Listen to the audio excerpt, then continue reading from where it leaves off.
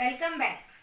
Let's continue with chapter 1, matter in our surrounding. In our last video, we have seen the topic, can matter change its state? There are two factors responsible for changing of state. One is temperature, another one is pressure. Effect of temperature, we have seen that solid is this I have explained already. Solid is converted into liquid on increasing the temperature, and liquid is converted into gas on increasing the temperature. Now we will see another effect of temperature. In some cases it has happened that sometimes solid is directly converted into gas without changing into liquid, and gas is converted into solid without changing into liquid. That process is known as sublimation. Here also we will see the change of matter, but the change directly from solid to gas. So what is the definition of sublimation? A change of state directly from solid to gas without changing into liquid state is called sublimation. We will see the process of sublimation in detail with the help of activity. Here I have drawn one rough diagram of activity 1.13. In this activity, firstly we will take one china dish or watch glass. In that we will take some ammonium chloride or camphor.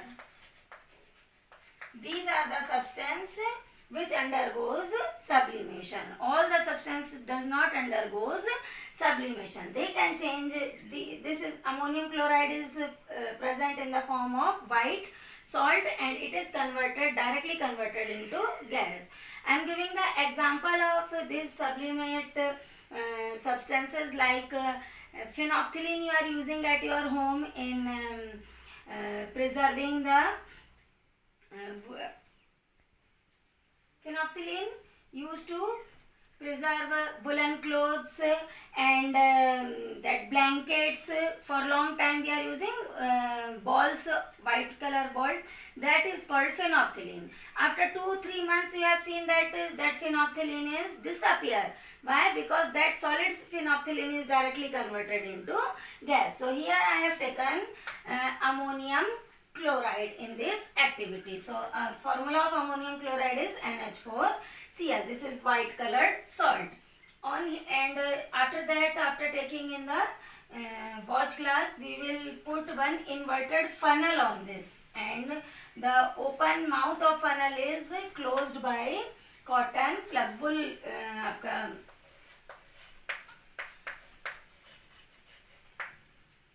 Cotton plug, so that when it will converted into gas, it will not come back to atmosphere. After that we will start heating this ammonium chloride salt.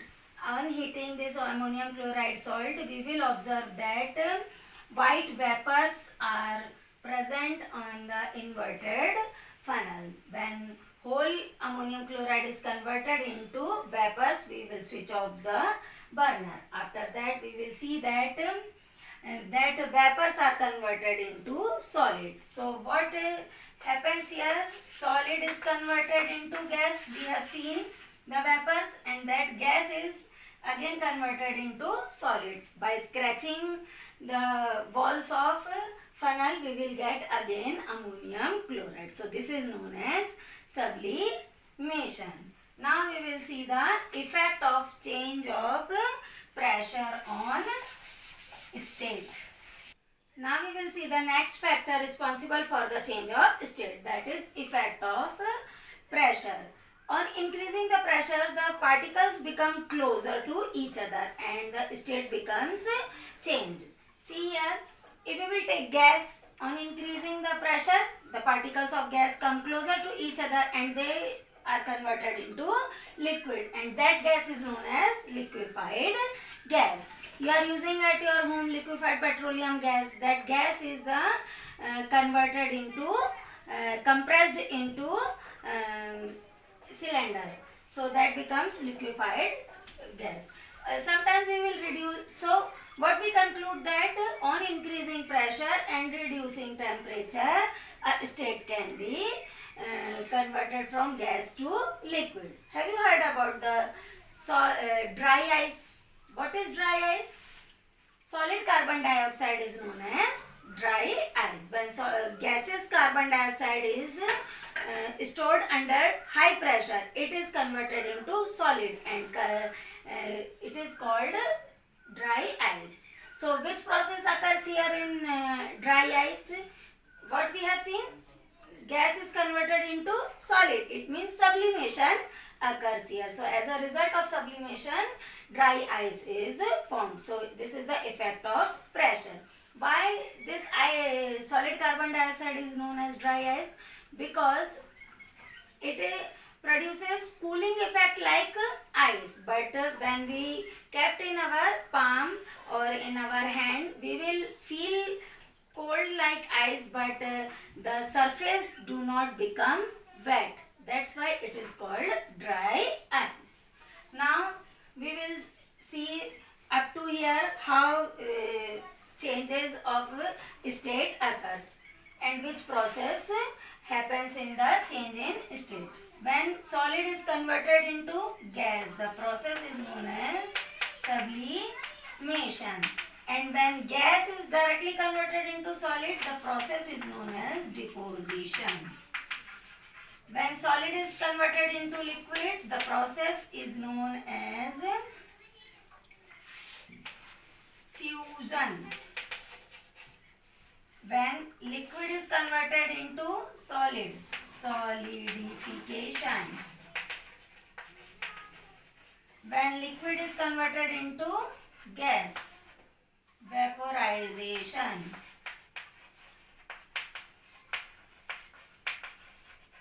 And when gas is converted into liquid, condensation. So these are the processes employed for the change of one state into another. So pressure and temperature are responsible for the states of matter. Our next topic is evaporation. The phenomena of change of liquid into vapors at any temperature below its boiling point is known as evaporation. It means a liquid is converted into vapors, but the temperature lower than the boiling point. That phenomena is known as evaporation. You have seen so many day-to-day life examples of evaporation. What actually happens in the evaporation? Firstly, in evaporation, suppose we have taken liquid in open vessel. Suppose you are taking water in a cup, and after 2-3 days you will see that there is no water in the cup. So that is the result of evaporation. All water is converted into vapors but do not boil. So if we will take liquid in a open vessel, so what happens when it gains energy from the surrounding? So the particles of the surface are enough to break the force of attraction, and that जब liquid का force of attraction कम होगा तो they will convert into gas, and the surface particles are converted into gas. And in case of boiling, what happens? If we will take the water, when each and every particle is converted into vapor, then it starts boiling. So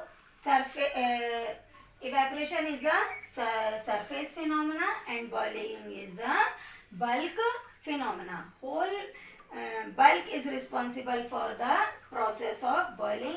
Here only surface particles are responsible for the evaporation.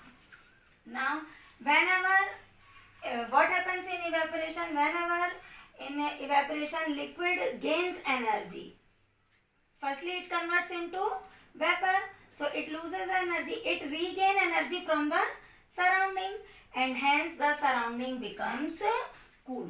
So evaporation always cause cooling.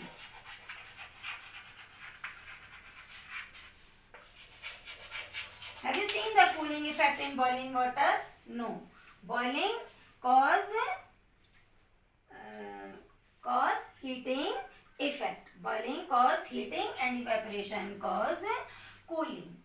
Evaporation makes the surrounding cool. Now we will see the factors affecting evaporation and our day-to-day life application of evaporation. First, factors affecting evaporation. An increase in surface area. On increasing surface area, evaporation becomes faster. I am giving you your day-to-day life example. If you will keep the tea in cup and tea in saucer, so which will become cool fast? Saucer tea will become cool fast because evaporation takes place faster in the saucer in comparison to cup. So on increasing the surface area, evaporation increases. One more example I am giving. When you squeeze the clothes after washing and put it for drying, if you will increase the surface area, अगर आप फैला के कपड़े डालते हो तो आपके क्या होते हैं, जल्दी सूखते हैं. क्यों? क्योंकि उसका जो गीला होता है वो आपका क्या होता है, इवेपोरेट, वाटर जल्दी इवेपोरेट हो जाता है और वो दे becomes dry. Now an increase of temperature. On increasing the temperature, more particles will converted into vapors and evaporation becomes faster. A decrease in humidity. If humidity is there, so evaporation becomes slower. If humidity we will decrease, then only evaporation becomes fast. Have you seen in hot sunny days your clothes become dry fast in comparison to the sunny days of rainy season, because in rainy season there is humidity in the atmosphere. Now an increase in wind speed. On increasing the wind speed, evaporation becomes faster. If you will see that, if you will keep saucer or cup under the fan, so evaporation becomes faster and tea becomes cool fast. Now we will see more examples of evaporation given in your book. When we will put acetone in our palm. Acetone, you commonly know it by nail polish remover. When we put acetone on the hand, so we will feel cool. Why? Because our hand become surrounding and it will gain energy from our hand and evaporates fast, and this surrounding becomes cool. So hence we feel cool. In hot sunny dry days, we are sprinkling the water on the roof. We will feel that we are feeling cool. Why? Because on roof particles gain energy from the roof and converted into vapors and evaporation starts. So roof becomes surface, so it causes cooling. We should wear cotton clothes during summer. Why? If in summer season we will wear the cotton clothes are quite thick, and in summer we perspire more. Perspire means sweating more, so that cotton clothes will absorb that sweat, and it will gain energy from our body, and that cotton clothes that sweat converted into vapors and our body feel cool. That's why we are wearing cotton clothes. One more thing we are seeing in our day-to-day life. Why do we see water droplets on the outer surface of glass containing ice cold water? Suppose this is the glass. If we will put ice cold water in this, very chilled water, we are seeing droplets on the outer part of the glass. You have seen this phenomena in your daily life so much time. So what happens here? So the vapors present in atmosphere, when comes in contact with this cold water, they are converted into liquid. Hence we will see the droplets here, liquid droplets on the outside of the glass tumbler. So here your chapter is completed. In my next video I will come with the new chapter. Chapter 2 is matter around us pure.